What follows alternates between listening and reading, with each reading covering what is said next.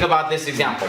In the United States, life expectations of women have been longer than the life expectations of men for many years. Data is shown on the table in the next slide. So here is the table that indicates some life expectancies for men and women. So let's explore this for a little bit. So this is indicating that, for instance, in the year 1980, the life expectancy of women was 77.4 years, while men was 70 years old. Okay, so what that means is that a baby born in 1980, if it was a male baby, statistically we'd say that their life expectancy is going to be about 70 years, right? That's an average between all the various life expectancies, right? Can you just kind of visualize all the millions of babies that were born that year? Some of them died very young, unfortunately, right? Diseases, as infants and babies, accidents and, all kinds of stuff.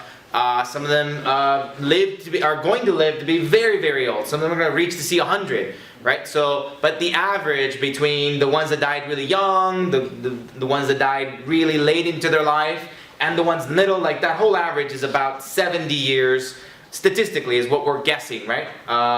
For babies born in 1980. Of course, many of them, hopefully most of them, are still alive, so we don't really know what the answer is. We're using math to make a model to predict these things. So for women in 1980, a baby born in 1980, we are estimating that they're going to live to see 77.4 years. 1985, women, their life expectancy was 78.2, men was 71.1. So a couple of things that we noticed from the table. One of them is that, what pops out at you? Women live longer.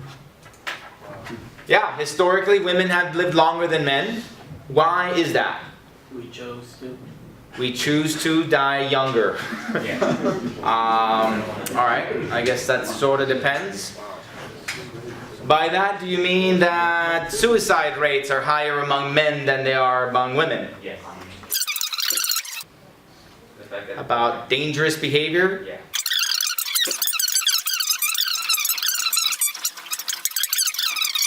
What else other than driving like idiots and drinking and driving like idiots? What else is there? Drugs.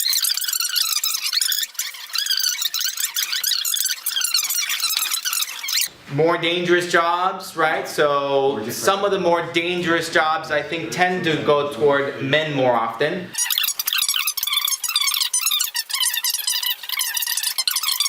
But at any rate, what's another thing that we noticed from this data? Look at the gap between the life expectancy of men and women in 1980, about 7.4 years. But look at the gap down the road in 2009. The gap is smaller, right?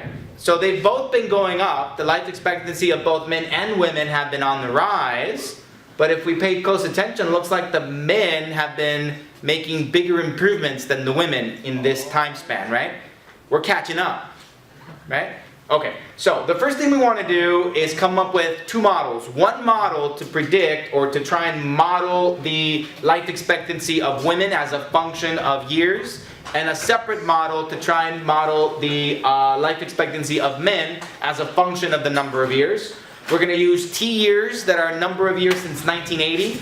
We're going to use our calculator to create scattergrams of the years and women and then the years and men. So this, for the first time, we're going to create two scattergrams on the same grid, and then we're going to find linear regression lines for both of them, and then from there we're going to be able to answer some questions.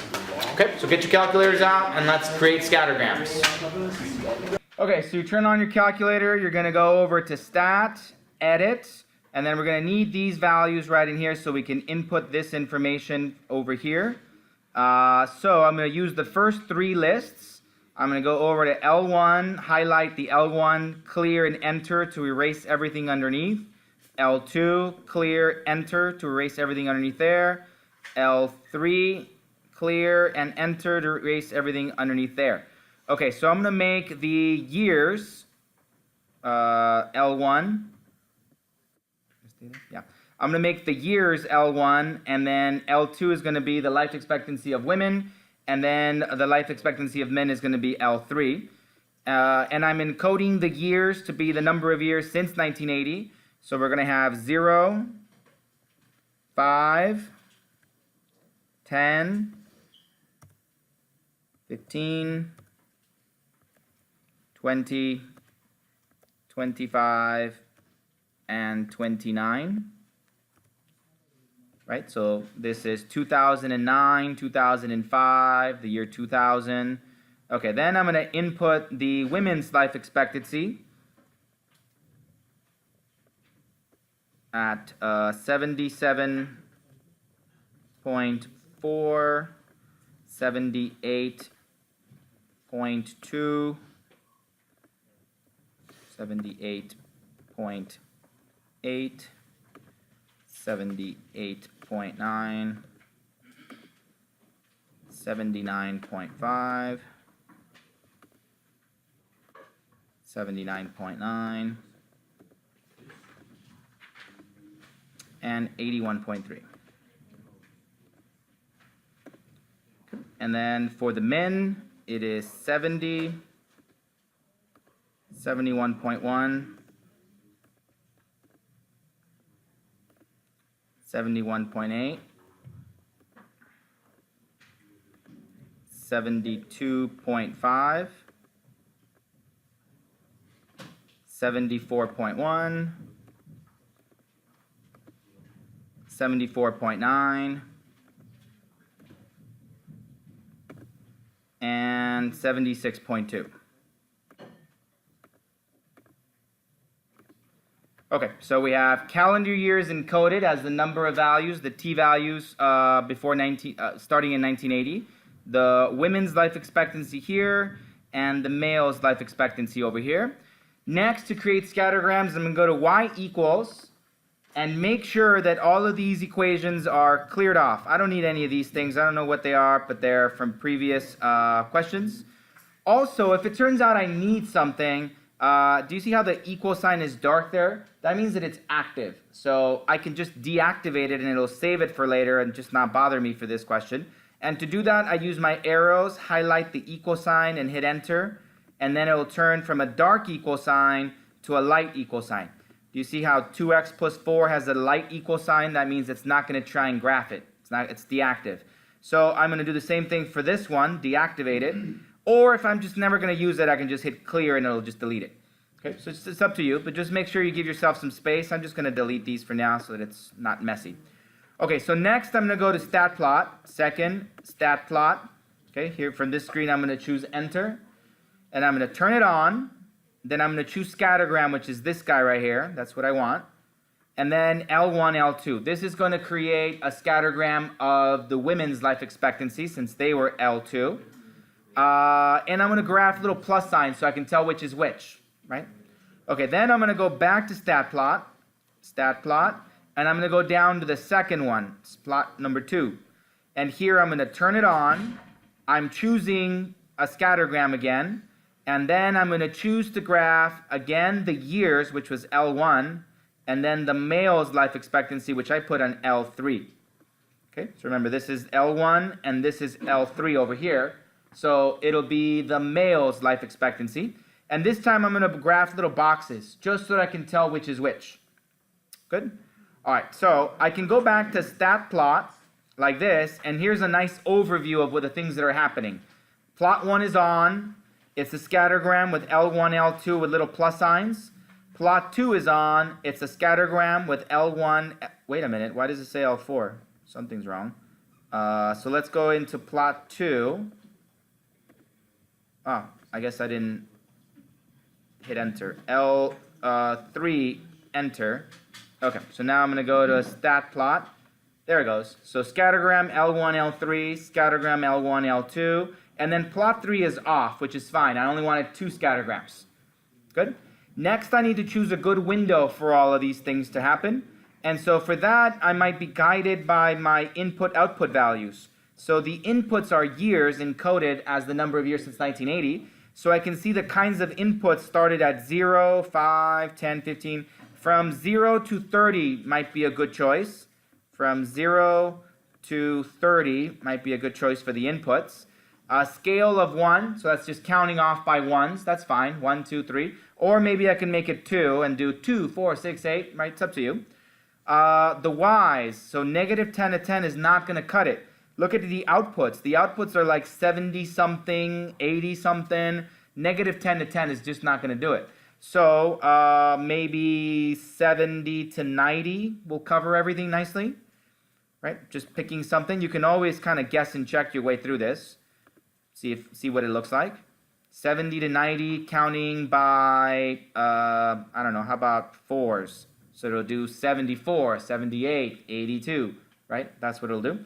Okay, so then we can graph, and this is what we get. All right, so that's just based on the values I chose.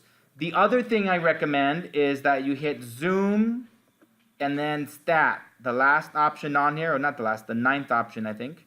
So go all the way down to zoom, stat, hit enter, and what this does is you're telling the calculator to choose a nice window on its own. So it chooses what's a nice appropriate window.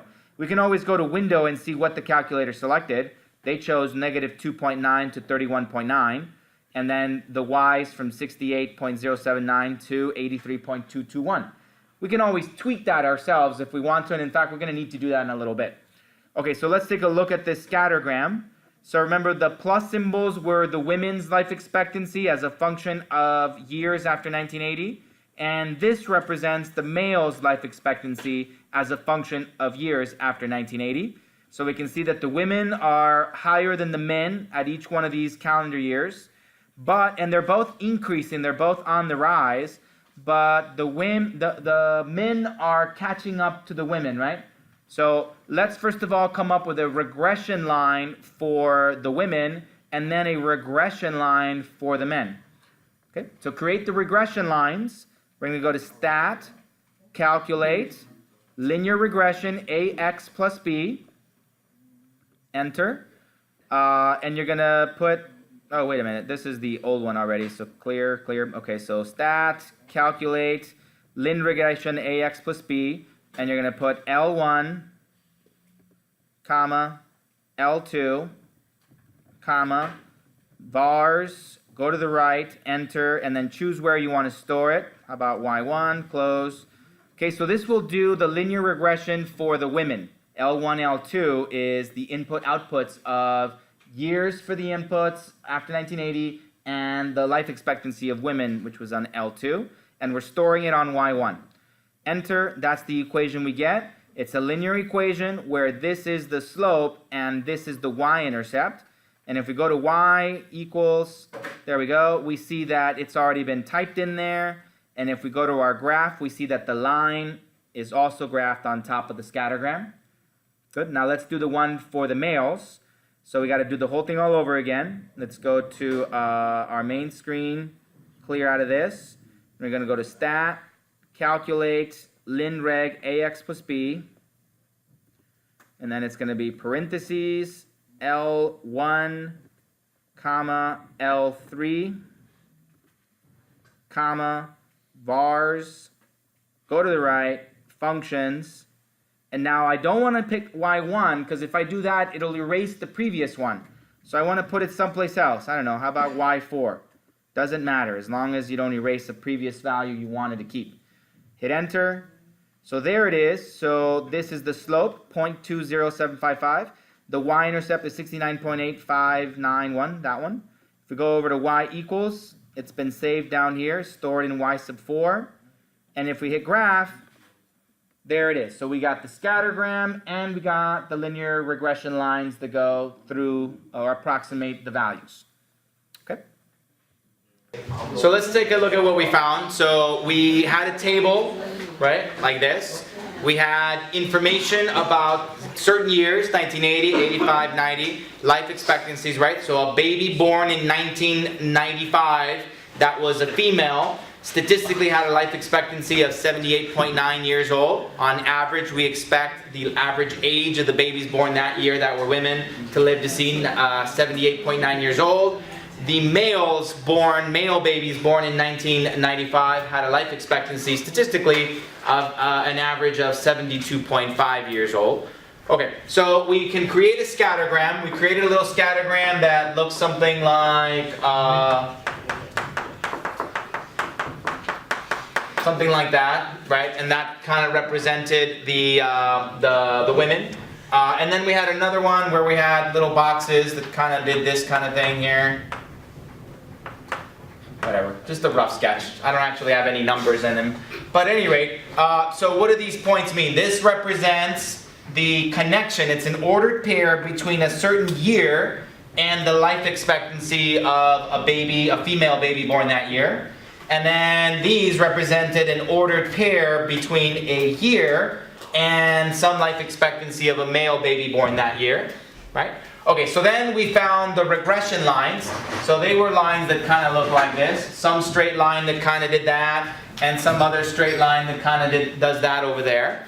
So that's what we found. Now in our windows for our calculators, you see there, our window kind of cuts it off there. So we don't actually get to see where they cross. But it looks like they're headed that way, right? We see that our window kind of cuts us off right around there. So guess what we have to do to see that over there? We have to go back to our window setting on our calculator and increase the x's that way, make the x max bigger so that I can capture that. And as I go that way, right, I might have to also increase my y max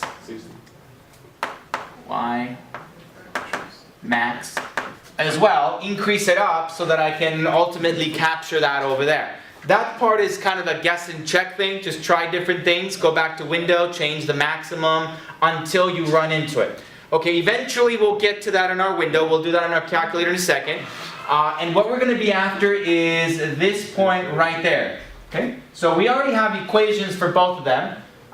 We had, for instance, that the equation for the males was, so we had that the equation for this one, the women, W of same function notation, W of t was equal to 0.1145 t with a y-intercept of like 77.441, right? So here is an equation that models the life expectancy of women. We input a t-value, which is a year since 1980, and we calculate that, and the answer is the life expectancy of a baby born in that year.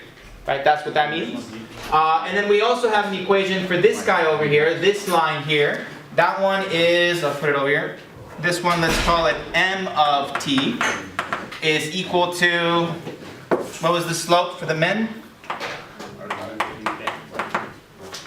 0.2076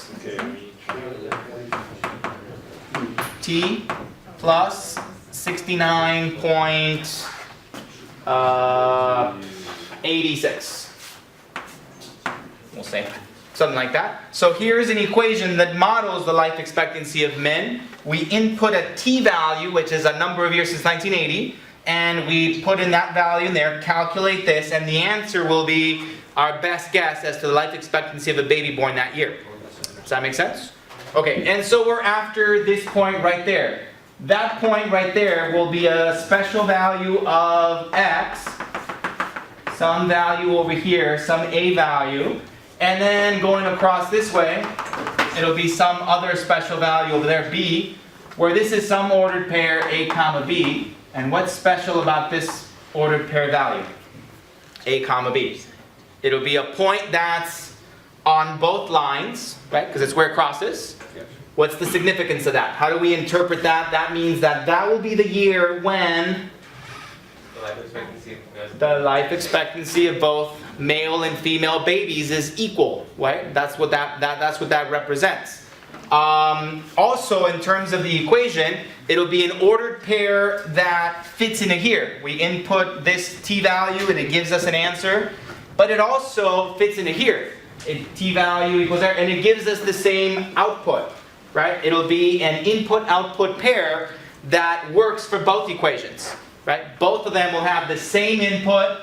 You tabulate some stuff, and you get the same output in both cases. The same pair of input-outputs. Right? Another way of saying that is that's also a solution of both equations. Good? Okay, so we're going to be after this guy right here, and so now we're going to learn how to find it with our calculator. In the next section, we'll figure out how to solve it with other methods, not including our calculator. But for now, we're going to figure out how to do that with our calculator. Okay? Good plan? All right.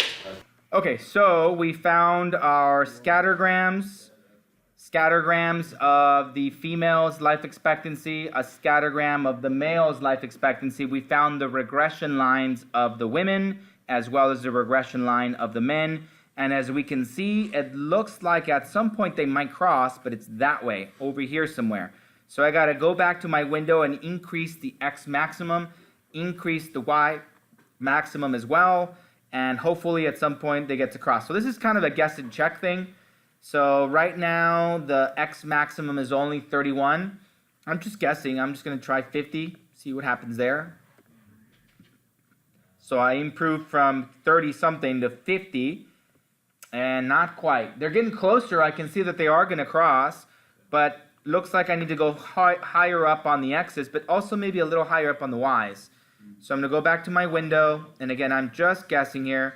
I'm going to double this. I'm going to put this to, say, 110. Just guessing. I can always come back and change it if it doesn't work. And I'm going to move this up to like 90. See what happens there. So it goes that way. That looks good. And yep, that did it. Okay, it captured where it crosses. Good. Now I could continue to further refine my window and like focus in on this little space right in here. That's fine. For the purposes of what I'm doing right now, that's not really necessary. There's also a zoom button that you can use to zoom in and zoom out. Me personally, I don't like it. I think it kind of distorts things too much, and I like having the control of me choosing where I want to go. But that's another thing you could do if you want to. But our goal right now is to choose that point right there, the place where it crosses. To do that, to find the intersection point of these curves, we're going to do the following. We're going to hit second, calculate, and then we're going to go down to intersection, the fifth option down, second, calculate, intersection, and then some information comes up, some instructions come up. First of all, there's that little blinking cursor. Okay, if you hit that little if you notice the little blinking cursor is on this line, which was the linear regression of women, which is this equation up here. Okay, and then if we use the up button, up, the little blinking cursor moves to the other line, which is this one, and the equation, the linear regression of the men comes up. So now it's just letting you know that it's on this line. And down here the question is, pick the curve. Now right now it seems kind of silly because there's only two curves, and so those are the only two to pick. But if there was a bunch of lines, lots of lines crossing all over the place, and I want to know where two lines cross, well, you first of all have to tell it which two lines are you working with? Which ones do you want to find the intersection of? Now also notice that they use the word curve for the purposes of graphing. Anything you graph is a curve, even if it's a straight line and doesn't have any curves in it, right? So it's kind of a weird play on words. But a curve is a graph. Pick the graph that you're working with. Okay, so since there are only two, it doesn't really matter for us. We're going to select this first one by hitting enter. And then it asks you to pick the second one by hitting enter. And then it asks you to guess. And again, it's kind of silly because there's only one place where they cross. So there's only one place to guess. But if there was a lot of lines all over the places and so lots of different intersection points, you could imagine that you'd have to tell it which one you're talking about.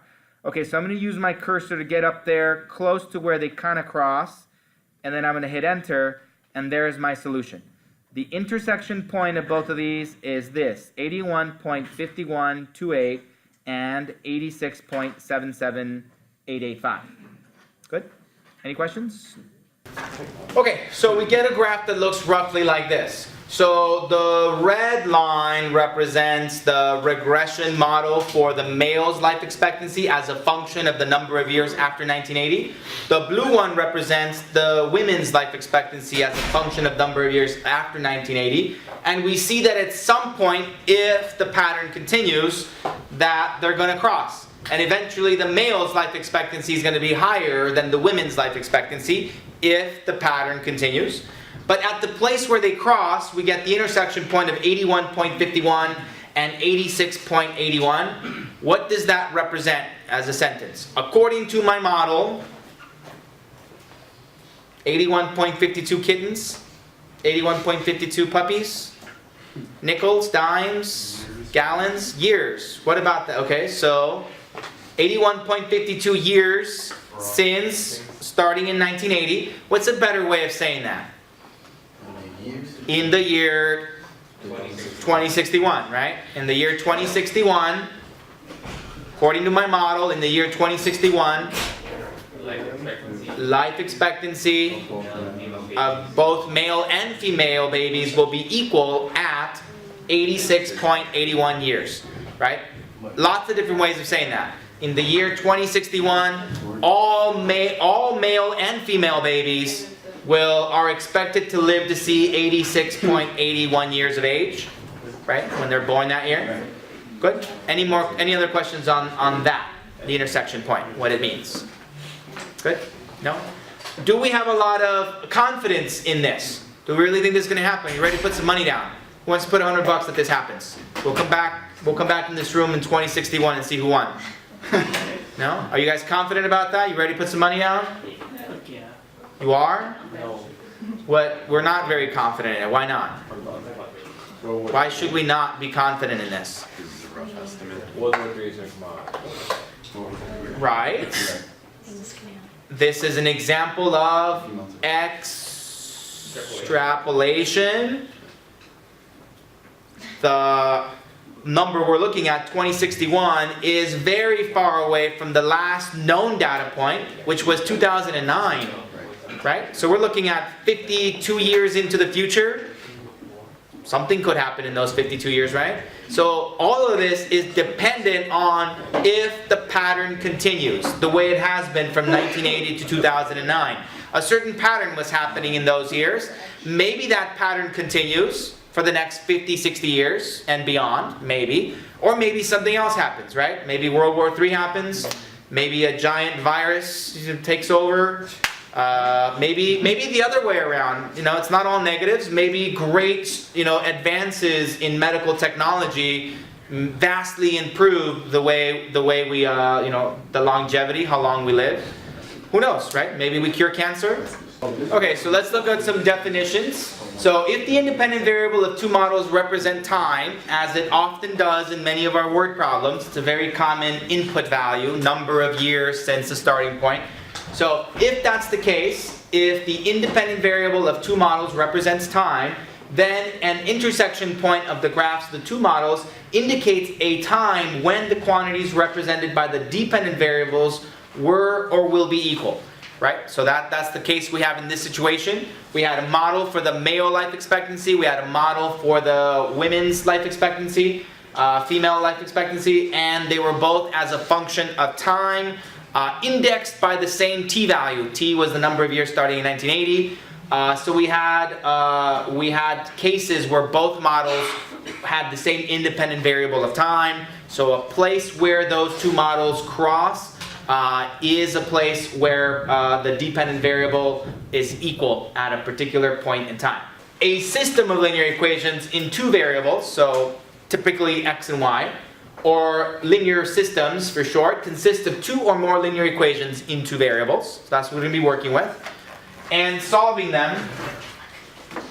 So we say that an ordered pair A comma B is a solution to the system of two linear equations in two variables if it satisfies both equations, if it's a solution to both equations at the same time. That's what we call a solution to the system. So the solution set of the system is the set of all possible solutions. We solve systems of equations by finding the solution set. So we're going to do that in three different ways: graphing them, and then also by the substitution method and the elimination method. The substitution and elimination method we'll cover in the next section. In this case, we're covering graphing, and in particular using our calculators to graph. Here's another example. So sometimes you'll be provided with this, word problem and the equations and their models, and those are hard. But sometimes you just have a system given to you this way, without a word problem associated with it. So this is just in general. So we have one line, y equals to 2x plus 4. We have another line, y equals to negative x plus 1. And so we have a system of two linear equations, right? These are two lines. And so we want to find the solution. The solution is an ordered pair that solves both equations at the same time. For instance, one solution to the top equation could be that if x equals to 5, then y equals to 14, the top equation, right? Okay, so, okay, you're all looking at me weird. Like if I created a table for the top equation, all those ordered pairs are solutions to the top equation. Right, here is x, here's y equals to 2x plus 4. If I typed in 5, then I'd get y equals to 2 times 5 plus 4. Which means y equals to 14. Here is an ordered pair of 5 comma 14. This is a solution to this equation. It's an ordered pair where if I plug in a 5 there and a 14 there, I get a true statement. Right? Okay, there's lots of solutions. There's an infinite number of solutions. I can plug in -8, for instance. Y equals to 2 times -8 plus 4. That's -16 plus 4 is -12. So I have another solution, which is -8 comma -12. If I input a -8 into there and a -12 into there, I'll get another statement that is true. So therefore, this is a solution to this equation. The same thing happens with the other equation. The other equation has a bunch of its own solutions. So we have x and then y equals to -x plus 1. So for instance, if x was 7, then y equals to -7 plus 1, y equals to -6. And so we have the ordered pair 7 comma -6. So if I input a 7 into there and a -6 into there, I'll get a true statement. Okay, but what we want is an ordered pair that's a solution to both of them at the same time. That's a solution to the system, to both of them at the same time. Right? So if we graph them, the place where they cross is an ordered pair that's going to solve both of them.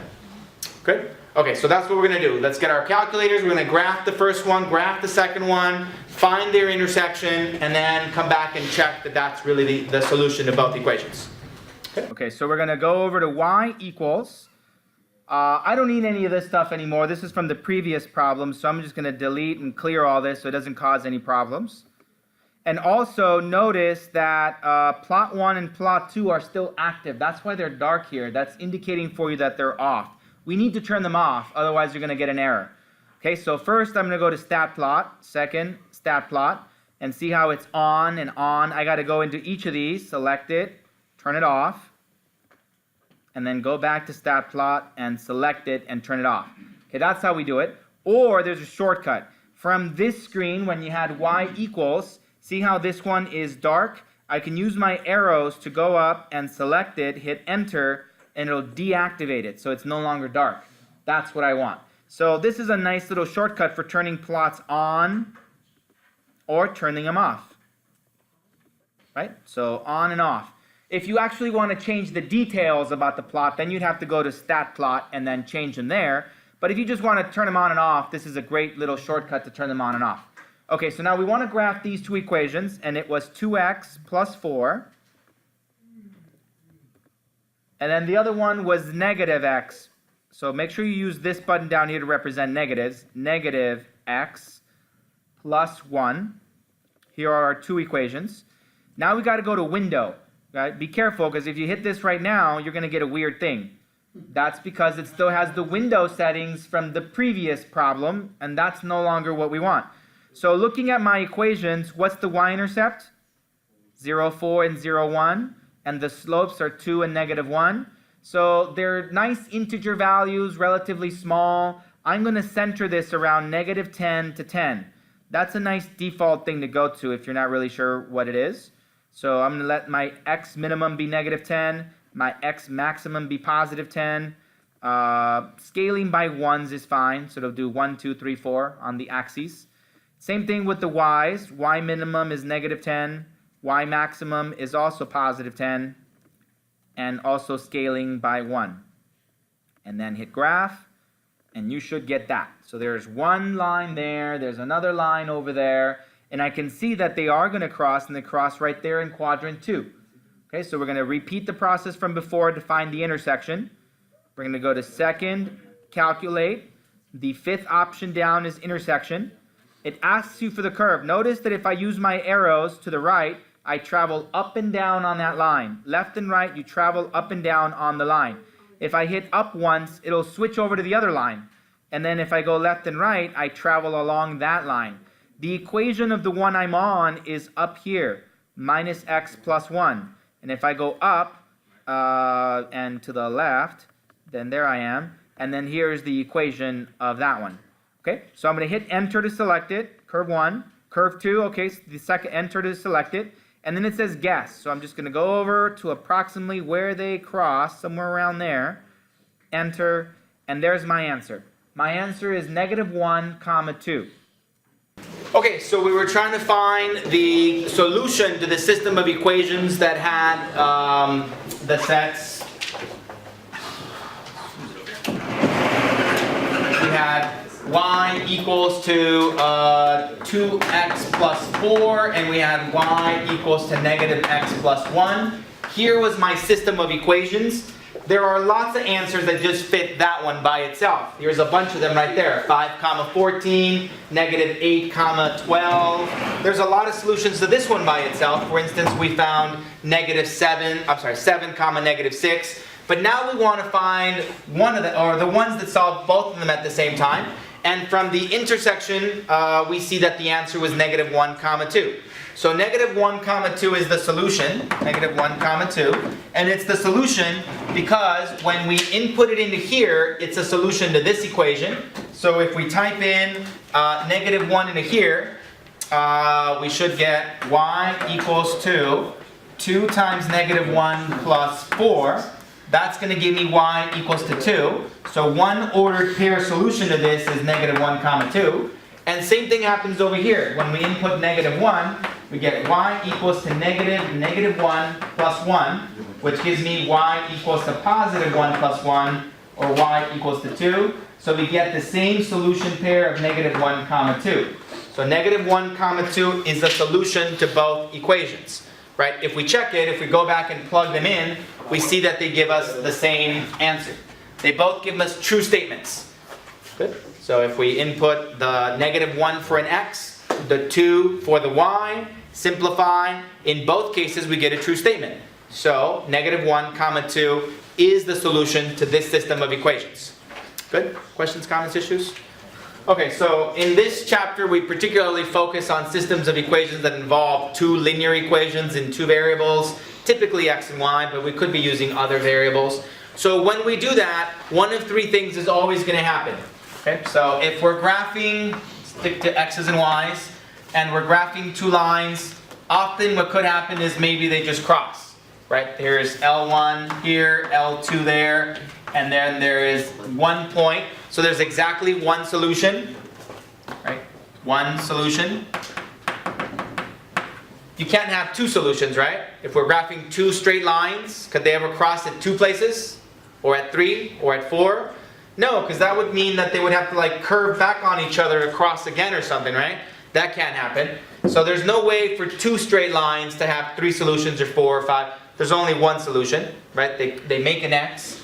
Another possibility could be that we draw them and they're like railroad tracks, right? They have the same slope, which means that these are two lines that are parallel, right? So they could be two parallel lines. Then in this case, when do they cross? Never. So here's L1, L2, and this has no solutions. The system of equations has no solutions. Right? So we had a system of equations, and it turns out that they were parallel lines. That system would have no solutions.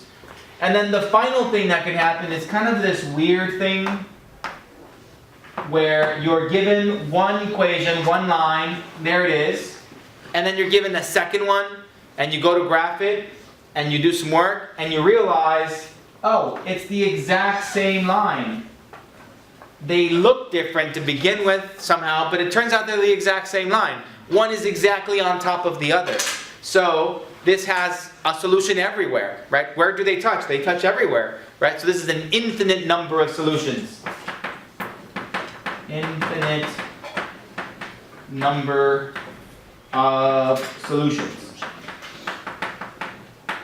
for the system of equations.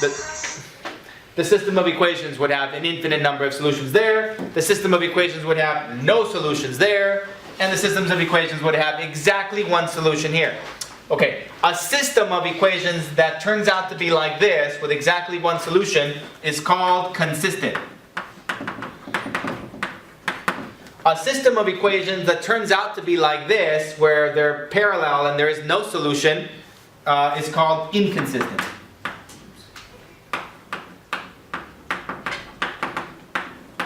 And then finally, a system of equations that turns out like that, where you thought there were two different equations, but it turns out they're actually the same one, is called dependent. Right? So a dependent system, I guess, call it a dependent system, an inconsistent system, and a consistent system. Okay, so now let's look at an example of each of these. For instance, let's say we're given this system right here. Here are two different equations, and here is the system, and we're asked to solve the system. What pops out at you right away? Both equations are parallel because they have the same slope, right? Both of them have already been presented into the slope-intercept form of a linear equation. So life is easy. I know the slope is a half for both of them. I know the top one and the bottom one have different y-intercepts. So I know that these are going to be parallel lines. So it's going to be like this case. I already know that the system has no solution. And this system is called an inconsistent system. And if I graph them, I would get something that looks like this. Right? So there's the red and the blue line. They both have the same slope of 1/2. The red one has a y-intercept of 0, 1. The blue one has a y-intercept of 0, -2. So yeah, inconsistent. No solution. There's no ordered pair that's going to be on both lines at the same time. They never cross. Good? All right. How about, so it's an inconsistent system. How about this one? Okay. So they give you two different equations, and you'll go about solving them. So if you're going to graph them, let's get our, we get our fancy calculator out. We type in y equals 2x plus 1. At this point, most of your calculators do not accept 6x minus 3y equals to -3. What do we have to do? Convert to y equals mx. Convert to y equals mx plus b. We have to solve for y so that we can input it in our calculator. So far, the only way we know how to solve these is to graph them and find the intersection, right? So let's go about trying to solve it. What happens when we try and solve it? So our system was y equals to 2x plus 1 and 6x minus 3y equals to -3. And so we took this one over here and we solved for y. 6x minus 3y equals to -3. So I'm going to subtract 6x from both sides. -3y equals to -6x minus 3. Then I divide everything by -3. So we got -3y equals to -6x minus 3. Divided by -3, divided by -3, divided by -3. And I end up with y equals to positive 2x plus 1. Oh, same as that one. So this is a case where we initially thought we were given a system that had two different equations, but after a little bit of algebra work over here, I realized that this one is equivalent to that one, which is equivalent to that one, which is equivalent to that one, which means that this one is equivalent to that one. So they're both the same equation. So what's going to happen when I graph them? It's going to be the same line. This is a case where they're dependent. This is going to be one of these cases where we thought we had two different equations. It turns out they're the same. One's on top of the other. They touch everywhere. There's an infinite number of solutions. Every ordered pair solution to one is an ordered pair solution to the other. So anything that solves the equation y equals 2x plus 1 is also going to solve 6x minus 3y equals to -3. Right? All the same ordered pairs. So this is a dependent system.